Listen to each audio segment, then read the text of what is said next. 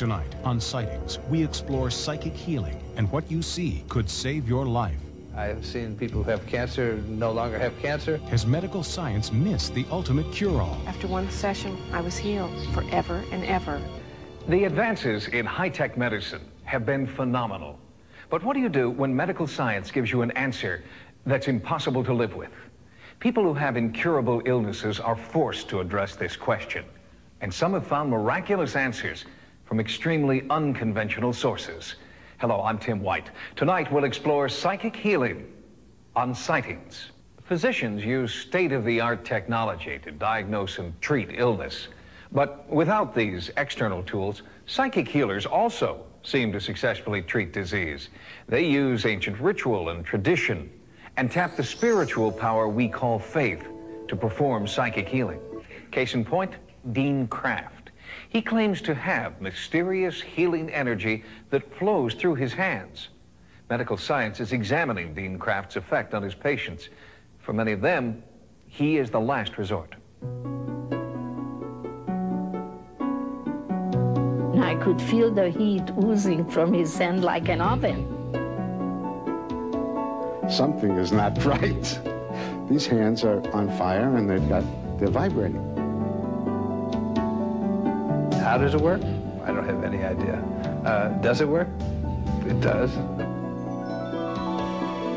Then this friend of mine took me to lunch and sat me down and said, there's no reason why you should be in this pain. Dean Kraft will heal you. He's real. Dean Kraft was pursuing a career in the music industry when, at the age of 21, he claims to have developed telekinesis.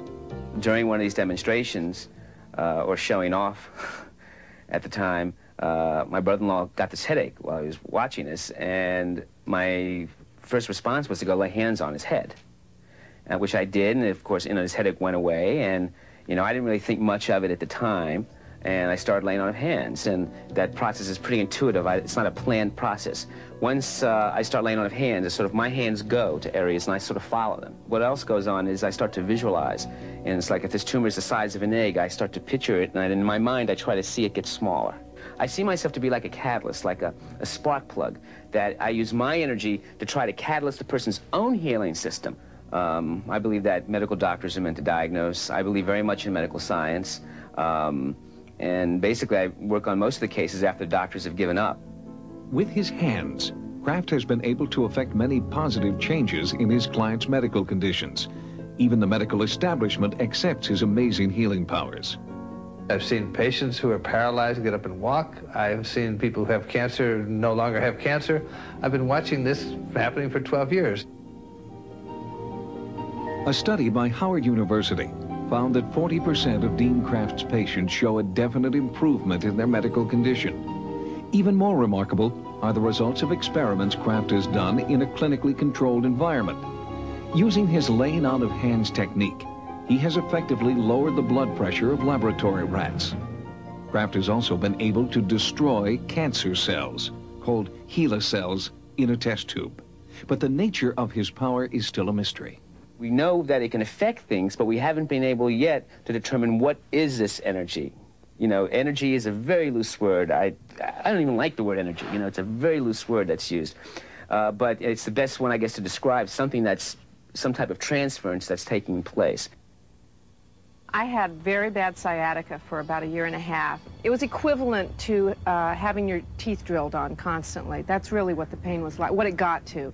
I couldn't drive because I couldn't press my right foot down on the gas pedal or brake, so I had to have someone drive me. I was seeing a chiropractor constantly, and that would alleviate the pain for about an hour, and then it would just slowly come back during the day. And I was basically in tears most of the time, and my quality of life was nil. Then I went to see Dean, and I remember thinking, well, is this going to work? And after one session with him, I was healed forever and ever. In 1985, Nelda Buss was diagnosed with ALS, amyotrophic lateral sclerosis, better known as Lou Gehrig's disease. It was my birthday. I was 43 years old, and they told me I had Lou Gehrig's disease. Well, they actually said amyotrophic lateral sclerosis, and I still wasn't real sure what that was. ALS is a medical mystery. There is no known cause and no known cure. The established medical profession, they just said, goodbye, see you, have a good life, live it to your fullest. The disease inevitably progresses from partial to complete paralysis of all the muscles in the body. She just kept getting progressively worse, and I guess from the time she was diagnosed until she was basically an invalid was only about 6 months or something. In the final stages of ALS, Nelda had become a quadriplegic, unable to move, but mentally alert and aware that she was about to die. I gave away most of my good clothing that I had, and I had my dress all picked out for what I was to be buried in. Then Nelda heard about Dean Kraft. And it was just such a relief to talk to him. I said that the doctors say there's no hope, and he said, well, that's not always true. Kraft did his laying on of hands for 3 months, and then they had a small but significant breakthrough. In May, Glenn was showering me and I could move my toe, and that was so exciting. After her toes, Nelda slowly regained movement in her fingers, then her back muscles.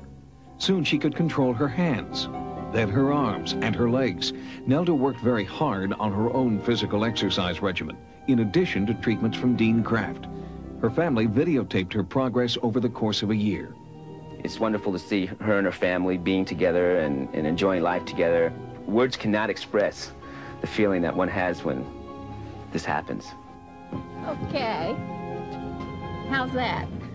Everything has changed. She's back and she's doing more than she ever did before. I mean, it's great to have a mother. It really is.